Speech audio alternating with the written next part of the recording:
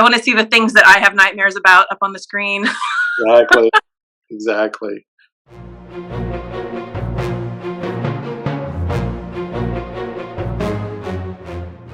Hi, I'm Miles Booth, and this is our interview series with the Legends of the Werewolf Hunter anthology that we're putting together. Of course, that's based on the works of Brian P. Easton, Autobiography of a Werewolf Hunter series.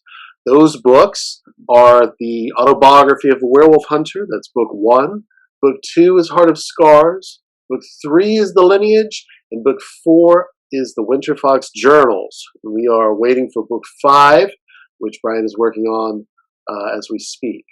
Tonight, we're interviewing Sara Lunsford. Sara, how are you tonight? Great. Thank you so much for having me. Oh, thanks for making time to be here.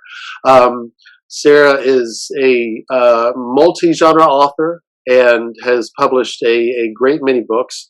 And I want to start things off tonight by asking, how did you come across Brian's books? How did you first get introduced to the Autobiography of a Werewolf Hunter world? A search on Amazon. I was looking for more werewolf entertainment and has popped up, and I was like, well, let's give it a shot. And I'm so glad I did. It's one of my favorite series, like, ever. How long ago was that? Oh, I don't know. It was only the first book out at the time, though. So. Okay. All right. So that's a little while back. Good. When did you first get into contact with Brian? Right after I read the first book, I hunted him down on Facebook to fangirl all over him because it was amazing. I was just so impressed with the writing, and specifically, like, it just spoke to me. It grabbed me and it shook me, and I was like, I need to tell this author just how much I love what he's done. So I did, and we just started talking and sort of became pals. Good enough. Good enough. And I should point out that every author loves to be contacted by people that have read their works and really enjoyed them. That's universal. So anyone that's watching this and wondering, should I contact the author? Yes. Yes, you should. Find them and encourage them. And when did he let you know about this project? You know, I'm really bad with dates. When he did bring it up, though, I jumped at the chance. I was so excited to be able to play in his dark little bloody sandbox. I was like, oh, yay. If you don't mind, will you tell us a little bit about the story that you have planned for this book? Well, at the outset, it will seem like pretty much every other werewolf story. You know, young people go out and they go camping and evil things are afoot. But my heroine has a certain bloodline that they tried to stamp out, and she might be going to visit her Aunt Ro and bringing her crew with her. Ah, okay, all right. There might be shades of the most dangerous game. Maybe, you know. Cool, very cool. It's good times, lots of bloody fun. Well, that's definitely part of the series, so very cool. That sounds exciting. You've read a lot of werewolf fiction, I take it. Where would you? Quite a bit. Yeah, where would you rate Brian's works? I've done my fair share of holding his works up as the best of the best. That's all very well documented. Where do you put him in the pantheon of werewolf fiction? The top, definitely the top. I recommend his series to everyone I know who loves werewolf stuff, and it's just like, here, no, you have to read this. Like, no, you don't understand. You need to read this right now. Stop everything and read this stuff. Exactly. And of course, one of the things that we've talked about, that I've talked about with him, is our hope that at some point this gets put into a film or a streaming series or something like that. So that's something that's absolutely part of the background of this project, and us promoting it. And you mentioned to me at some point that you've had your works mentioned before. So if you don't mind, and you've done a lot of writing out there. Which of your works would you Well, you've had options, film options, on at least one of the books that I know of, and possibly more. Which of those works would you like to talk about? Tell us more about what kind of writing you do. Well, I do a little bit of everything. The work that I did have option for film was my memoir. It's called Sweet Hell on Fire. It's a year in my life when I was a corrections officer at an all-male max facility. And it's been optioned several times. Never quite made it to production, but it's still nice to be optioned and, to go through that process. That's how that goes. So the first time I came across that, I love that title. That is a great title. Is that a title you came up with? Or is that a title that kind of went through the machine and came out of a quote? Well, my editor came up with the title, but it was something that I said. I said fairly often back in that time of my life. It was like a swear that wasn't quite a swear, Uh-huh. Like when I woke up hungover and like still ready to puke through my nose, I was like, "Oh, sweet hell on fire!" Yeah, just like, oh, and she was like, "That's so good. We're gonna do that." So it is absolutely yours, because I can't remember like if I'd heard that expression before or not, but it fits perfectly for that.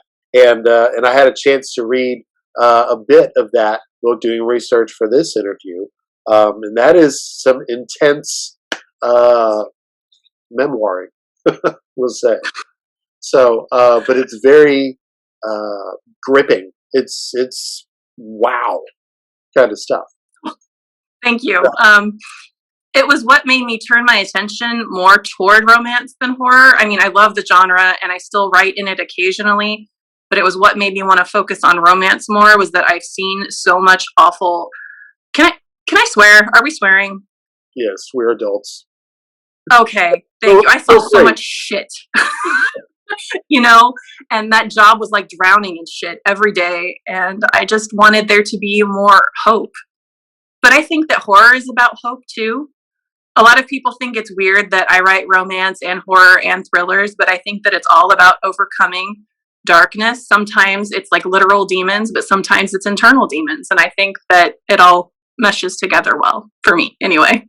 I totally agree. So how many books have you written? Oh, I think I just turned in book 74. 74. And you couldn't do any more than that. I mean, really? Just 70. A lot of us are still in the single digits, but that's okay.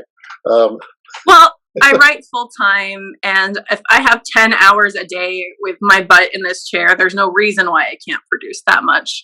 Okay. Because this is what I want to do, But when you have like a day job and kids or other commitments, I mean, it's hard.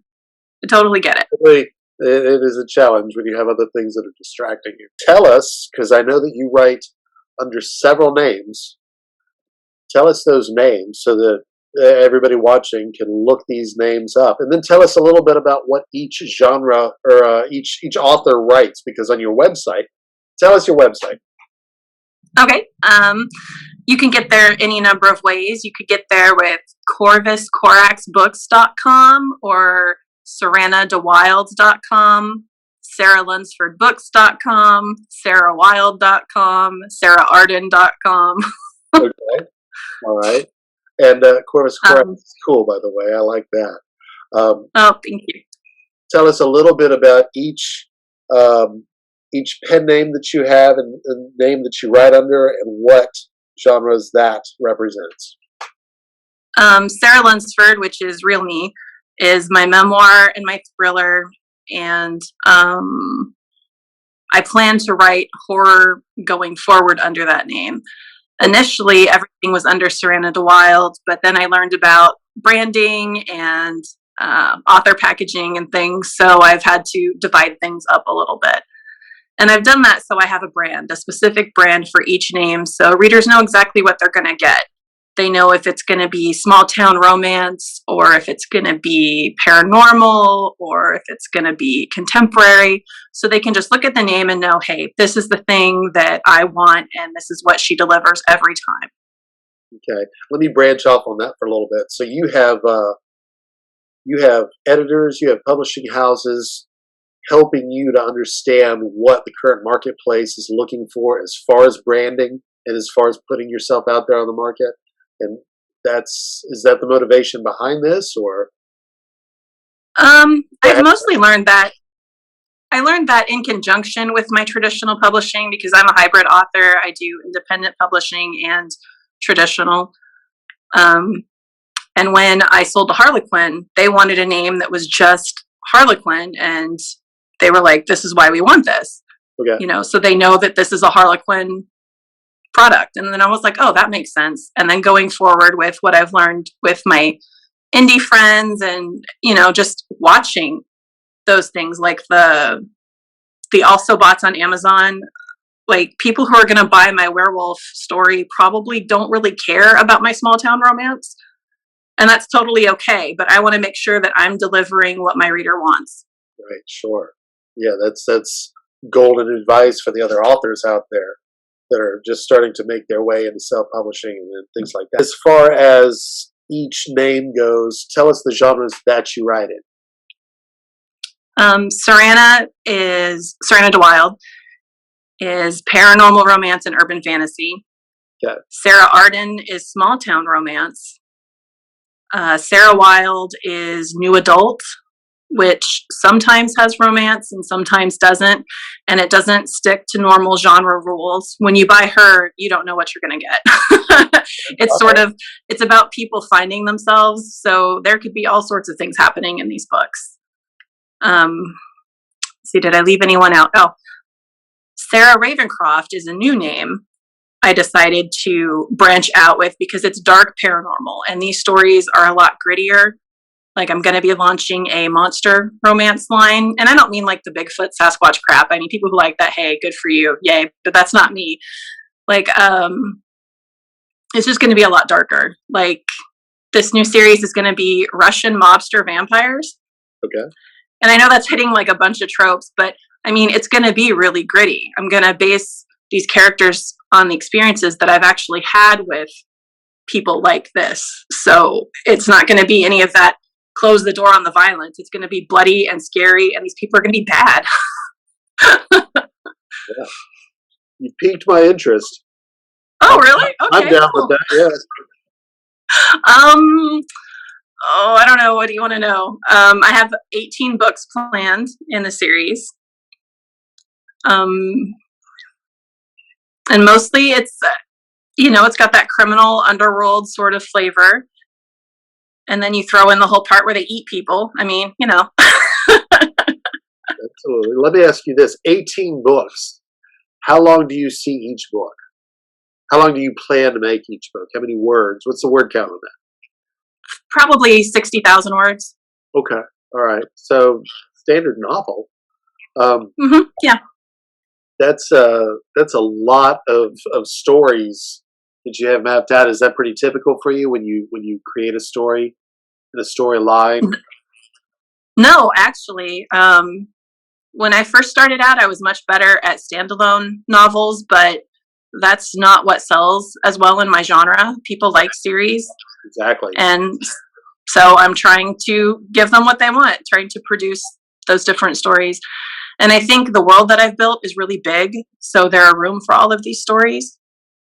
And there's not really an overarching plot after the sixth book. That one's like a sort of a family drama of these brothers who were created in the Gulag in like the 1920s. Okay. And so it's about them and their rise to power.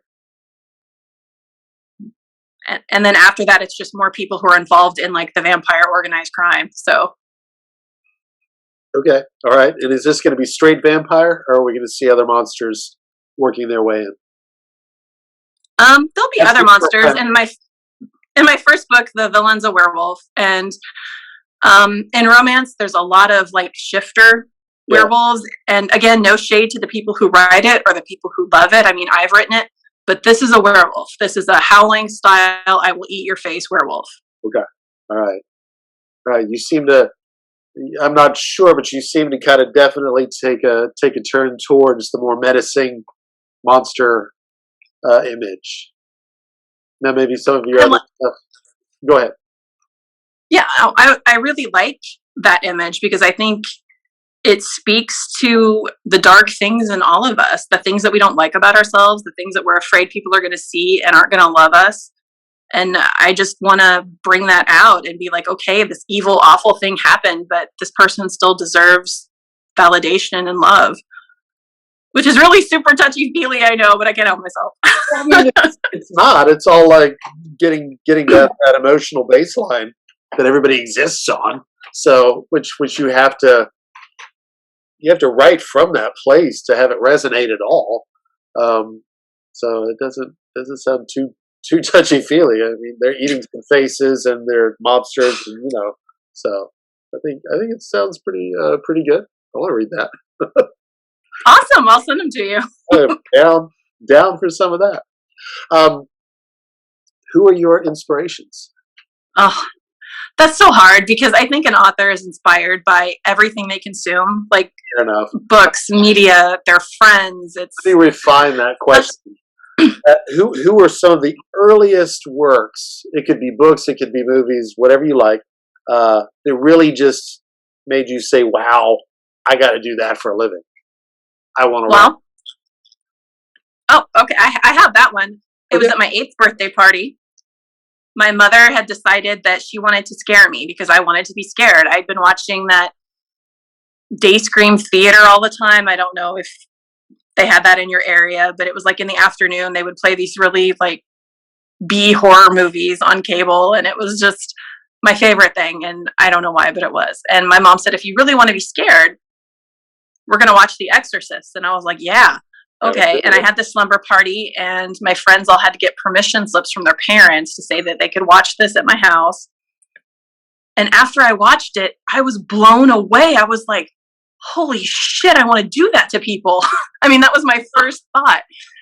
And now that I'm older, I can say, that movie was about more than just horror. I mean, it was about the gamut of human emotion. I mean, it really goes through like familial love, self-love, just this whole gauntlet. And I wrote this really terrible story about this paraplegic girl who was possessed by a green mist and killed all of her friends.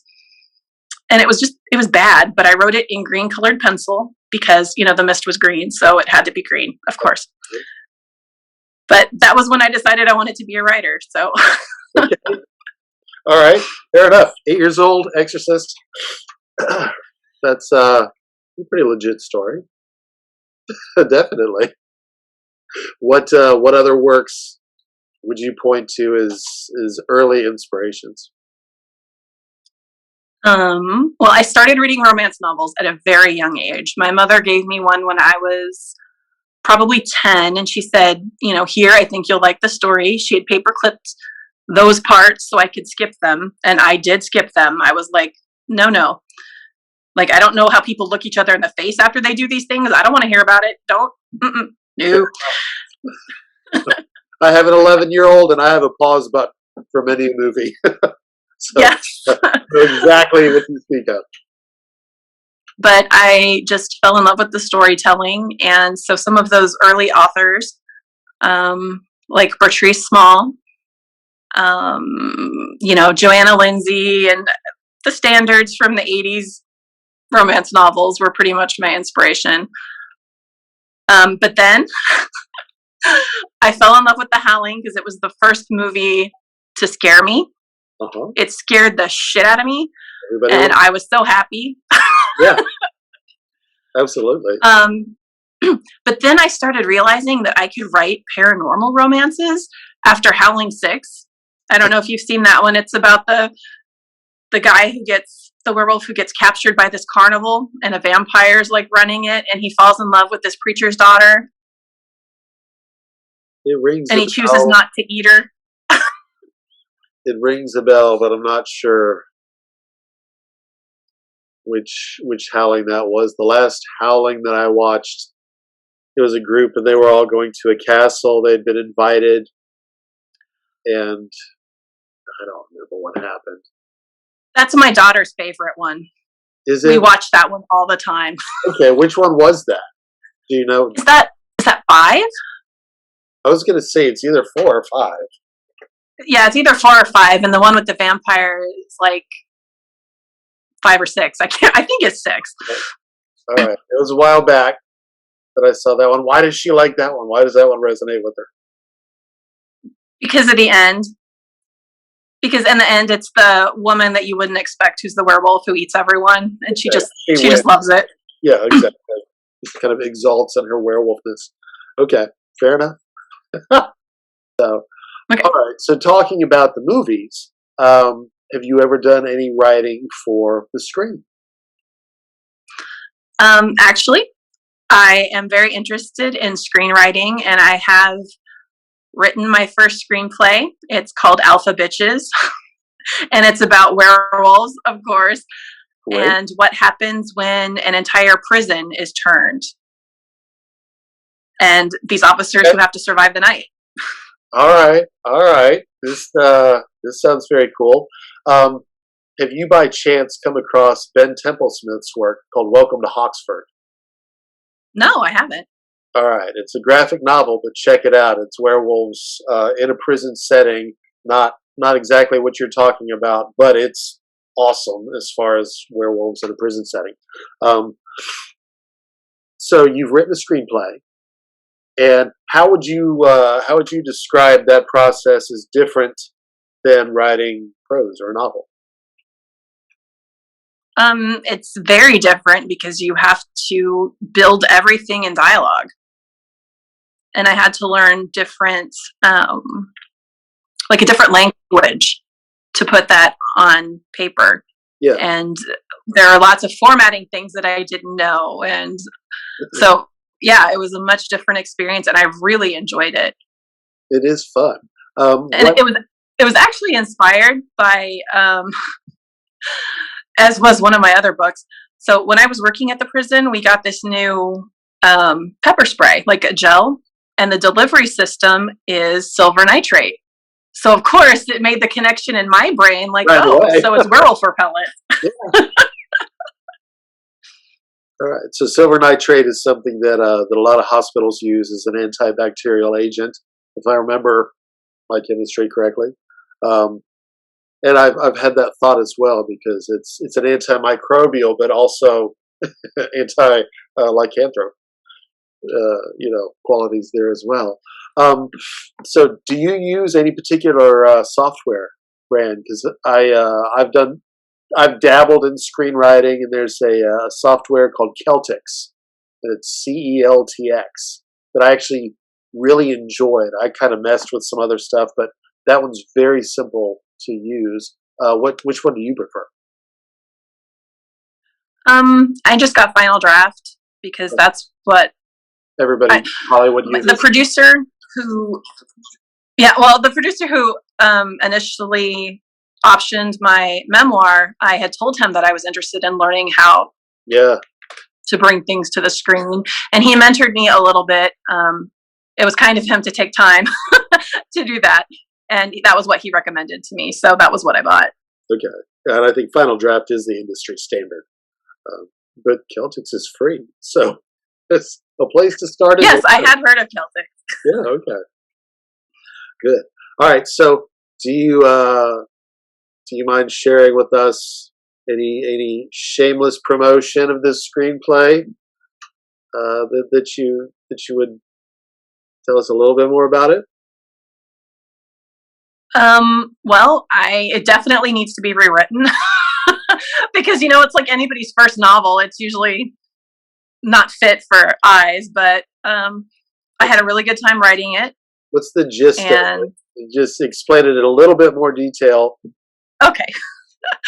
There are these two officers who want to be on the SWAT team, and they get this gig that they have to transfer a special management inmate out to another facility. And then there's the storm, and the generator shut down. And suddenly everything gets super quiet, and then everyone transforms in their cells. And so there are just like these two officers stuck in a cell house, like the old school cell houses that are all like stone and like brick and just that and all these monsters, and they have to figure out how to get out. And when they do, they end up finding people from the SWAT team, and they go to the armory and they hole up in there. And then they find out that the commander of the SWAT team is a werewolf. And then, like, every time that they go and they try to find another person to help them, they end up being betrayed. So they're like the only two people. And the special management inmate, who is a werewolf hunter, of course. Of course. Of course. And so they end up finding, they end up, going into these tunnels beneath the prison that leads to the river. They were like old mines. And that was loosely based on the prison that I worked at, because there were like all of these old mines under there, and they had been sealed off, and they were all creepy and gross and awesome. Mines underneath the prison. That writes itself. You're like, doesn't it? And then they find out that the head psychiatrist who works at the prison is the alpha bitch, and so they have a big face-off with her. And my two heroines, of course, there's a B story that's a romance, and they fall in love. And one of them is a werewolf, but she's like a wolver. I don't know if you know that myth. It's like an Irish werewolf who does good. They run around and leave food for hungry people, and I'm trying to think. That's kind of like the Dompier of werewolves, or sort of. Could be, yeah. And they just do good things, and they do good works, and they are focused on helping people, and they don't eat people. Okay. Which was a good option for my heroine, but not usually the kind of werewolf that I write about. Oh, right. But it sounds like you've got, the traditional eat your face off werewolves. So it's nice to have a little balance. That works. And that was one of the things that, I would think about when I would go to work. Since my brain is always writing, like anytime I've had tons of other jobs, because, my parents were like, no, you can't be a writer. You have to have a backup job. We've all heard that one. Yes. And I've had tons of them. I've poured concrete. I worked for an airline. I've worked for a prison. But anyway, back to working at the prison, I would sit in the tower, and when there wasn't a mass movement or something, I would look and be like, so what would I do if this happened or if that happened? And then my brain would go to like, what if werewolves overran this place? Like, how would we keep them in? Yeah. Yeah. I think that's another author trait. Like, what would I do if there was a sudden werewolf attack here? You got to think about these things. And it's better to be prepared. I mean, honestly. Right. And I'm always looking for the bodies too. Like when we go places, like I'll be out with my husband and I'll see places and I'm like, yeah, there's bodies there. Oh, definitely.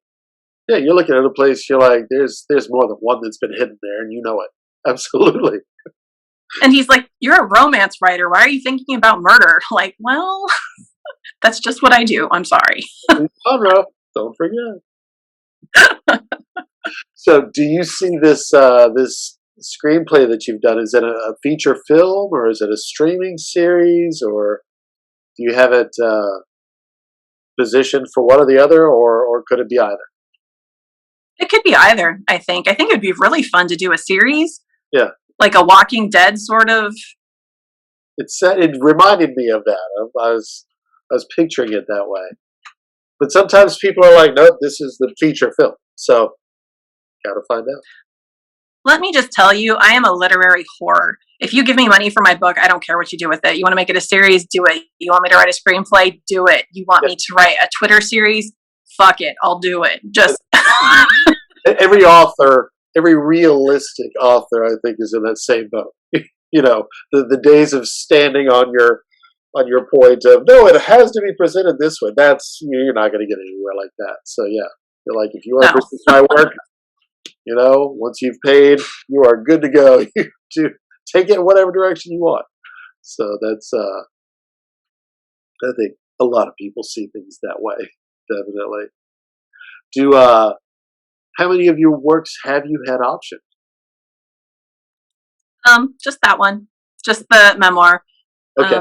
My current romance release has been shopped, but Didn't really go anywhere, but that's okay. It's still exciting to have someone approach you and say, hey, we think that we might be able to sell this to Netflix. What do you think? Like, yeah, okay, let's do that.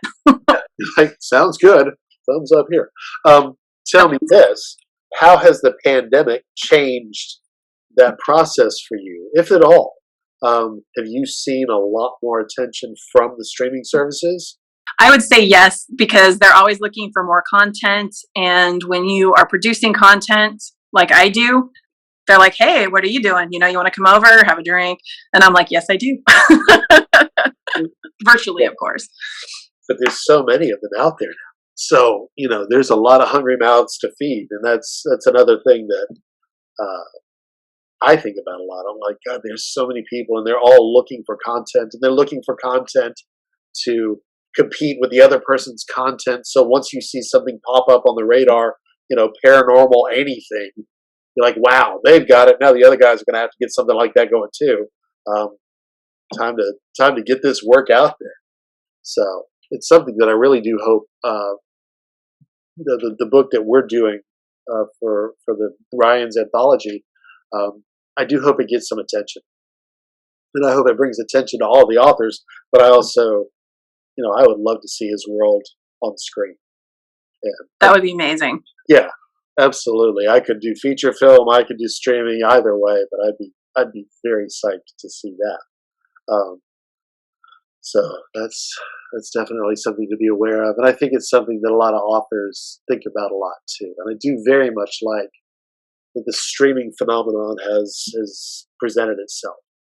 Because for the longest time, it was like, hopefully we'll get a movie, and then if it made it to TV, that was almost like sitting at the kids' table, because it didn't turn out that well, or very rarely did it turn out well. But now, all new ballgame. So people have changed. The world has changed, and entertainment has changed. So here's to all of us being able to sell content.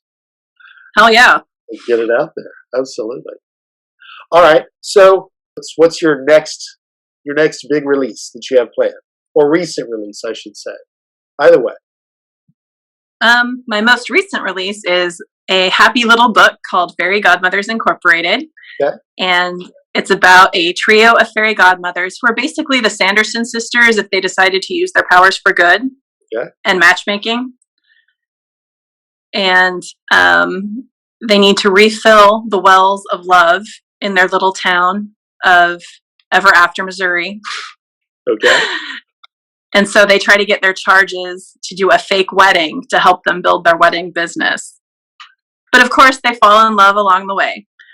And I had a really good time writing that because I think I had almost finished it when I got COVID. And the whole world went to shit. And I felt awful, and everything was awful and bad and terrifying. And writing that book, I had to choose every day. Like, this is what I believe. I believe in happily ever after. I believe that people are going to persevere. I believe that good things are going to happen. And I had to choose that to write that book. So that's what made that book special for me. Ooh. And it got an Amazon editor's pick, which was really nice. That's also very helpful, definitely. If you don't mind, tell us a little bit about your COVID experience. I know everybody's curious about that with everybody. How bad did it get you? Well, I'm going to be blunt. I almost died. When I went to go get tested, the nurse at the health center said, she's like, you need to be in the hospital. You need to go. And I went, and they had no beds, so I went home. But I was so sick that I couldn't walk. My husband had to carry me to the bathroom. I had a fever of 104 for 2 weeks. I had some memory loss and some brain damage. I had to relearn homonyms. I had to relearn how to walk. It was awful. It's the worst thing that's ever happened to me. I wrote my kids letters for them to read after I was dead. It was that serious. But then I recovered and had a hysterectomy right after that. So my summer was kind of full. How long from, the first time you felt bad to like the next time you felt good? How long was that time period? So the next time I felt good, I would say recently. It left me with chronic fatigue syndrome, which sucks a lot. I haven't really felt like myself until, I don't know, I would probably say the last couple weeks, and it was last March that I got it. So. Well, I had no idea, asking that question, that it was that traumatic for you. So I'm sorry if I brought up some bad memories there. Oh no, it's okay. I was thinking about writing another memoir. I mean, but what kind of asshole writes 2 memoirs, I'm like, what kind of pompous dick bag? But it's an experience that like, are they going to buy it? Like, because that one. Is somebody going to buy that? Because here you go. My husband had it too. He still works at the prison where I worked, and that was how he got it. And for him, it was just like he was uncomfortable. He had some tightness in his chest, and he was tired, and had a little bit of congestion. Right. And then it just hit me like a brick. That's very, very severe. Obviously, I'm sorry that happened to you. And it's been really crazy. That's why I asked, because it's been an all across the board experience for different people. So some people just had a little something. Some people didn't know that they had it, and then some people got slammed. And we still don't have a lot of information about why any of that's happening. But I guess that's something that will fall out over the next however many years. But I'm so sorry. I'm glad that you're feeling better now. Thank you. That's terrifying, and obviously that's an understatement. I'm glad your kids did not have to read those letters. Me too. Fair enough. That's a tough one to follow up on. That's not the answer I was expecting. So, in the event that you do come up with that memoir, you can name it "Sweet Hell on Fire for Serious" this time, because that sounds like that. I'm glad you're better. Thank you. The message of hope that you're speaking of. What, if any, advice these days, with everything that we've talked about in your publishing record, would you offer to new authors or folks that just haven't really been able to break into publishing quite yet? Anything? You have a lot of experience. Is there anything that stands out? This is something good to know. Quite a bit, actually. I just want to take all the baby authors and scoop them up and put them under my wing and be like, okay, it's okay. Mama's going to take care of you. The money flows toward the author. Do not pay people to publish you. Do your research. Make sure you Google everybody who offers you anything. Read your contracts. Don't be afraid to say no. Don't be afraid to say, this is not what I want. People who don't act like rising water floats all ships are people to be avoided at all costs. And for the love of God, for the love of everything holy and unholy, do not friend other authors and then ask them to like your page. Don't do it. Drives me nuts. And also, those aren't the people you want to like your Facebook page anyway, because if you're going to run Facebook ads, you want to show your ads to people who want to see your content. And other authors, even if they're readers, which we all are or should be, we are not the ones that you're supposed to advertise to. We are not the super fans. Yeah. Well, no, that's a lie. Not buyers. They're trying. I am a super fan. Like, I fangirled all over Brian, so I mean. Being a fan is good, but trying to cannibalize the authors, I totally agree with you. That's not particularly helpful. Plus, it's already kind of a group that's already well aware of what else is out there, and discovering somebody new is great, but trying to pressure somebody into something, that's not going to be productive. So there's a whole wide world of readers out there that are not authors, and that's the market you're trying to reach. I completely agree with you there. Definitely. Okay. So Mama Bird's got all the baby authors under her wing, which is very hopeful. That's very nice. I mean, somebody took the time to help me, and they still do. I'll have questions about, so this algorithm has changed. What are we doing? And my friends will be like, okay, this is what we're going to do. This is how you run the ad. This is the keyword you use. And if they weren't helping me with that, I mean, I wouldn't be making the living that I am right now. Right. So, do you mind explaining what an algorithm is to the folks that are watching this interview that might not know how the business works? It's like the automation with Facebook ads or Amazon ads that decide who is going to see your ad or who is going to see your post. Right. And those change all the time. And so do the rules about what we can have in that ad, like different kinds of images. Sometimes the people who approve the ads think something is racy when it's not at all. And you have to adjust your marketing plan to go with that. Even if it's unfair and even if it sucks, you just have to do the thing if you want to get your ad in front of people. You got to follow the rules or you will get nowhere. Exactly. What's the best place to look for information, in your opinion, for somebody that wants to self-publish? And I'm a big proponent of self-publishing. We had a whole thing years ago after Amazon came out with Kindle Unlimited, and it just scattered my entire business plan for MB to the four winds. And then I told everybody, like, self-publish, because you're not going to get a detailed report from any publisher because Amazon's not supplying it. It's all crazy now.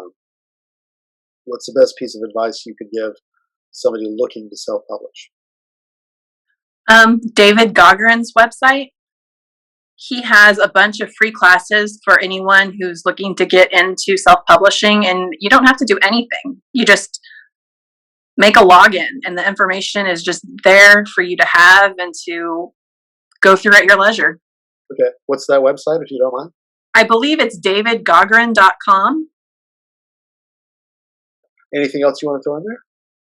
My thriller, Tooth and Nail. It's about a woman who's a cop in Detroit who decides to leave the fast-paced life to be a small-town cop to work on building her relationship with her husband and maybe starting a family. And then she discovers that the serial killer that she's been hunting has followed her. And to make matters worse, she discovers that she's married to a serial rapist who works for the Kansas Department of Investigations. So she knows that if she turns him in, nothing's going to happen. So she has to make that moral choice whether she's going to give him to the serial killer or do things the right way. That is a cool twist. So she hunts serial killers and knows that this one followed her, but she doesn't know why. And then she learns why. Well, he's the only one she hasn't been able to catch.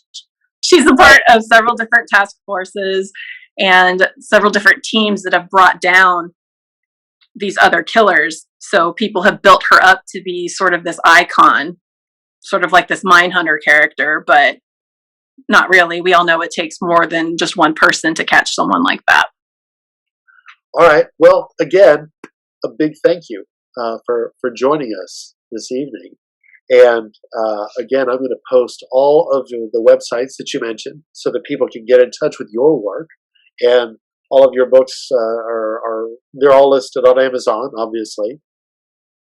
And they can find out where else to look for them on your websites. Thank you Thank you for having me.